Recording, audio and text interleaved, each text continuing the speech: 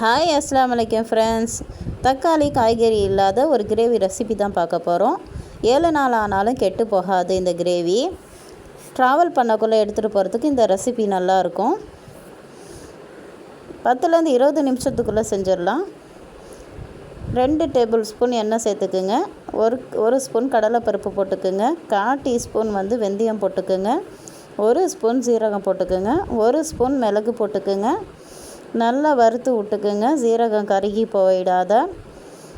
அப்புறம் 4-5 பூண்டு பல் போட்டுக்குங்க. கருவேப்பிலை 2 கொத்து போட்டுக்குங்க. தேங்காய் 1/4 மூடி நான் பொடியாக கட் பண்ணி சேர்த்துக்கிட்டேன். அதையும் நல்லா வறுத்துக்குங்க. கேஸ் ஆஃப் பண்ணிட்டு 1 ஸ்பூன் கலந்த குழம்பு தூள் போட்டுக்குங்க. அதுக்கப்புறம் மிக்ஸி ஜாரில் போட்டு ஃபைன் பேஸ்ட்டாக அரைச்சி எடுத்துகிட்டு வந்துட்டேன். எண்ணெயில் 2 டேபிள் ஸ்பூன் எண்ணெய் ஊற்றிக்கிங்க. அதுக்கப்புறம் கடுகு 1 ஸ்பூனு, 2 கொத்து கருவேப்பிலை, 4-5 வெங்காயம், சின்ன வெங்காயம் பொடியாக கட் பண்ணது சேர்த்துக்குங்க. நல்லா வதக்கி விட்டுக்குங்க. நல்லா இதுமாரி வதங்கி வந்த போடு அதுக்கப்புறம் அரைச்சி வச்ச பேஸ்ட்டு இதோடு சேர்த்துக்கலாம். நம்ம நல்லா கலந்து விட்டுக்குங்க.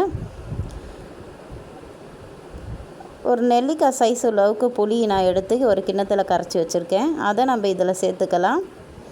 நல்லா கலந்து விட்டுக்குங்க.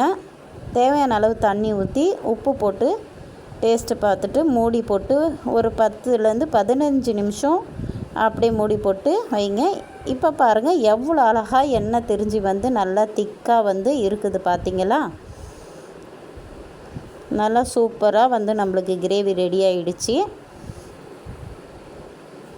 அவ்வளோதாங்க நம்ம கிரேவி. இந்தமாரி நம்ம செஞ்சு ஹெல்த்தாக இருக்கும் இந்த கிரேவி சாப்பிட்றதுக்கு.